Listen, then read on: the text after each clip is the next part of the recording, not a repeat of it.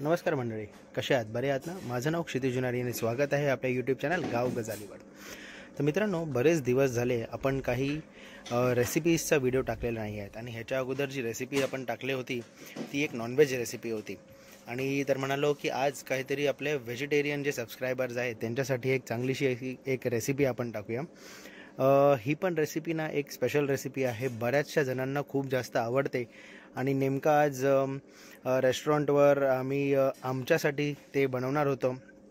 तर म्हटलं की हा एक पटकनचा व्हिडिओ आपण बनवूया, कारण कसं थोडी गर्दी आता कमी झालेली आहे रेस्टॉरंटवर.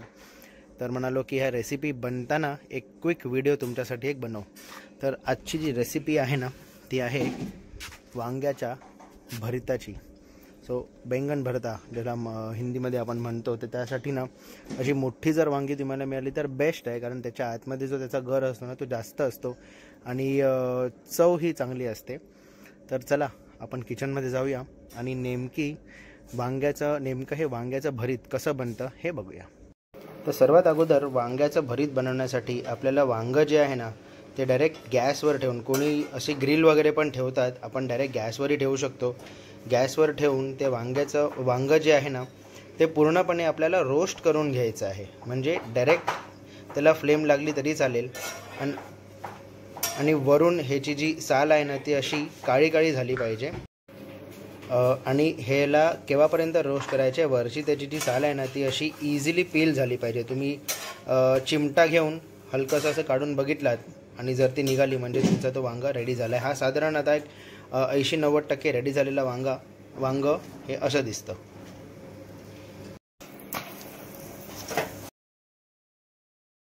हे बघा, हे असं नरम व्हायला लागलं म्हणजे त्याच्या आतला जो गर आहे वांग्यातला तो शिजत आला आहे.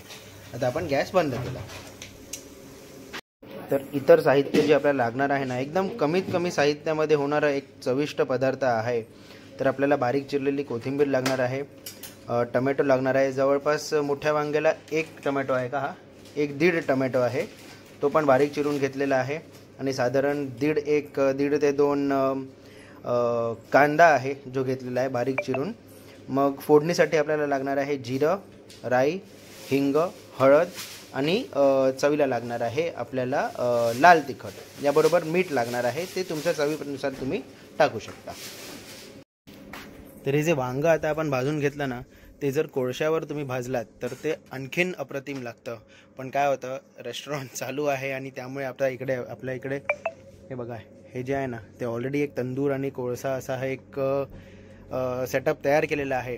पण रेस्टॉरंट चालू आहे त्यामुळे आपल्याला एवढा सगळा वेळ मिळणार नाही, त्यामुळे आपण डायरेक्टली गॅसवरच आपला जो वांगा आहे ना तो भाजून घेतला. तर हे वांगं जेव्हा तुम्ही त्याच्यावरची साल जेव्हा काढणार ना तेव्हा हाताला थोडं पाणी घेऊन तुम्ही ते काढा, कारण ती अतिशय गरम असणार आहे. बघू शकता ते अजून वाफळलेले, आतमध्ये वाफा अजून त्याच्या आहेत. तर हे वांगं जे आहे ना त्याची साल काढून आता आपण आतलं जे गर आहे ते घेतलेलं आहे वांग्यातलं. हे बघा, असं दिसतं. हे साधारण एवढा मोठ्या वांग्याचं हा तेवढाच होता ना वांगा, हा पण 3-4 जणांना एका वेळेला होणार का? कारण ह्याच्यामध्ये कांदा आणि टमाटर पण येणार ना, त्यामुळे हे साधारण एका वेळेला 3-4 जणांसाठी एक मस्त उत्कृष्ट अशी रेसिपी तयार होणार. आता आपण एक कढई घेतलेली आहे ज्यामध्ये आपण तेल घेणार आहोत. तेल गरम झाल्यानंतर आपण त्यामध्ये टाकणार आहोत राई. ती राई अशी तडतडत आली की मग त्यामध्ये आपण टाकणार आहोत जिरं.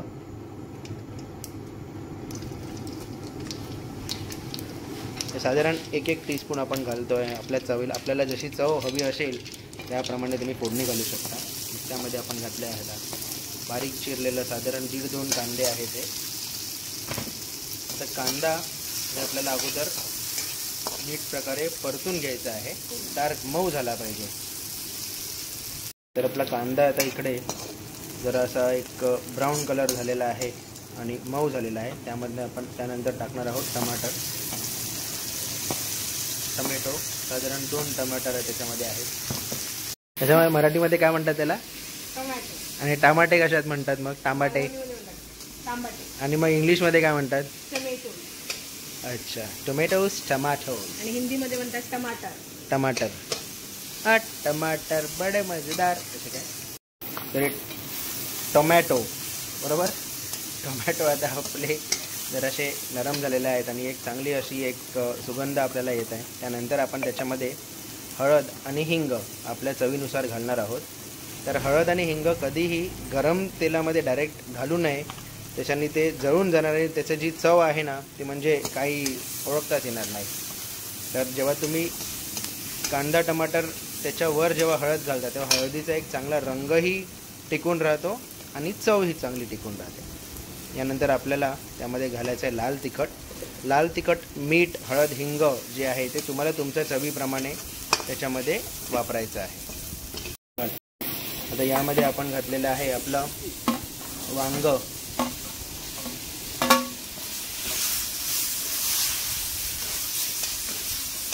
घातल्या पटकन आपल्याला त्याला एकजीव करून घ्यायचा आहे. आता हा जो मसाला आहे ना तो हलका हलका खाली लागायला लागला, त्यामुळे थोडंसं पाणी आपल्याला त्याच्यामध्ये घालायचं. जास्त पाणी घालायचं नाही आहे, कारण आपल्याला कन्सिस्टन्सी त्याला एक वांग्याचं भरीत जसं असतं ना तसं असतं. फक्त चपाती बरोबर खायचं आणि फक्त शिजण्यापुरती थोडंसं जे पाणी आहे तेवढंच आपल्याला घालायचं. एकदम म्हणजे 1-2 टेबलस्पून, साधारण 1-2 टेबलस्पून पाणी घातलात ना तर चालणार. तर आता आपण याच्यामध्ये चवीनुसार मीठ घालणार आहोत आणि गॅस आता आपण बारीक केलेला आहे. आता आपण त्याच्यामध्ये ना एक साधारण अर्धा चमचा साखर घालणार आहोत. आता साखर घालण्यामागचं कारण असं आहे ना की वांग, मग मसाला आणि मीठ हे सगळं जी चव जी आहे ना ती एक म्हणजे आपण म्हणतो ना एकाच तरीची चव आहे. त्यामुळे जेव्हा तुम्ही त्याच्यामध्ये साखर घालाल तर त्याला एक वेगळा डायमेन्शन मिळतो. जर इंग्लिशमध्ये म्हणायला गेलो तर एक वेगळा डायमेन्शन मिळतो. आणि तुम्ही नक्कीच हे वापरून बघा. जेव्हा तुम्ही वांग्याचं भरीत करताना तेव्हा अर्धा चमचा फक्त त्याच्यामध्ये साखर वापरून बघा. एक मस्त अशी टँगीशी चव पण तुम्हाला त्याची येणार. त्यानंतर आपण कोथिंबीर त्याच्यावर जी फाईन चॉप केलेली होती ती घातलेली आहे.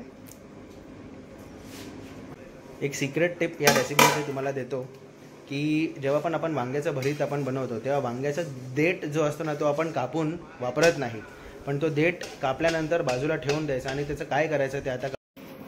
तर जो वांग्याचा देठ आहे ना तो तुम्ही तुमच्या वांग्याच्या भरताचा मधोमध इथे ठेवायचा आहे आणि मग त्याला गॅस कमी करायचा आहे आणि वाफायला ठेवायचं आहे. तर हे आपण आपला गॅस जो आहे तो कमी केलेला आहे आणि फक्त वाफायला ठेवलेला आहे. जवळपास 2 ते 3 मिनटं लागतात. आता ही जी टिप तुम्हाला सांगितली की त्याच्यामध्ये आपण वांग्याचे जो देठ आहे ते आपण मधोमध ठेवलं आणि त्याच्यानी आणि वाफायला ठेवलेली आहे आपली डिश किंवा आपली रेसिपी. तर त्याचं कारण असं आहे की बरंचसं जी चव असते ना वांग्याची किंवा कुठल्याही फळाची आपण देठात त्याच्यामधलं पोषक तत्व आणि चव जी असते ना ती देठामध्ये असते. तर त्यामुळे जेव्हा आपण देठ ते गरम करणार आता त्याच्यामध्ये त्यातली चव जी आहे ना ती उतरणार आणि वांग्याच्या भरताला लागणार.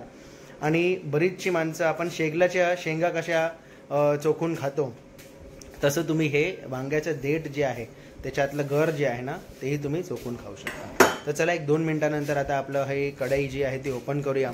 आणि खमंग वास ऑलरेडी किचनमध्ये सुटलेला आहे, भूकही लागलेली आहे. तर हे ओपन करूया आणि मग परत तुम्हाला भेटूया. तर साधारण 2 मिनटं झालेली आहेत. आता आपण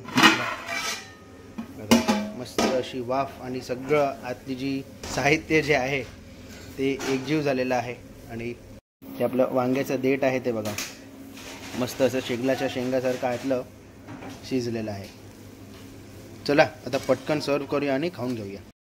तर मस्त असा आपली आता थाळी रेडी झालेली आहे आणि ज्याच्यामध्ये वांग्याचं भरीत आहे, चपाती आहे आणि सोलकढी आहे. थांबा तुम्हाला दाखवतो. मस्त हे बघा, हे आहे आपलं वांग्याचं भरीत, 2 चपात्या आणि चिरंजीव स्पेशल सोलकढी. बऱ्याच दिवसानंतर आज असं मस्त गरम गरम वाफळलेलं जेवण जेवायला मिळतं.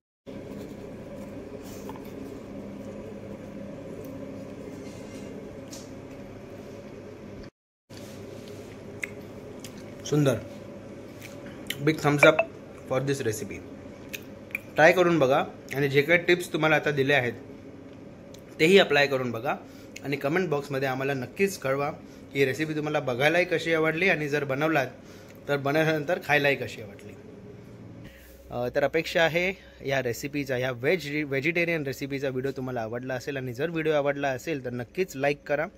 चॅनलवर नवीन आहात तर नक्की चॅनलला सबस्क्राईब करा आणि बेल आयकन नक्कीच प्रेस करा, ज्याच्याने काय होणार, जेव्हा पण आपण असे छान छान नवीन नवीन व्हिडिओज तुमच्यापर्यंत पोहोचवत राहू तेव्हा ते तुमच्यापर्यंत लवकरात लवकर येतील.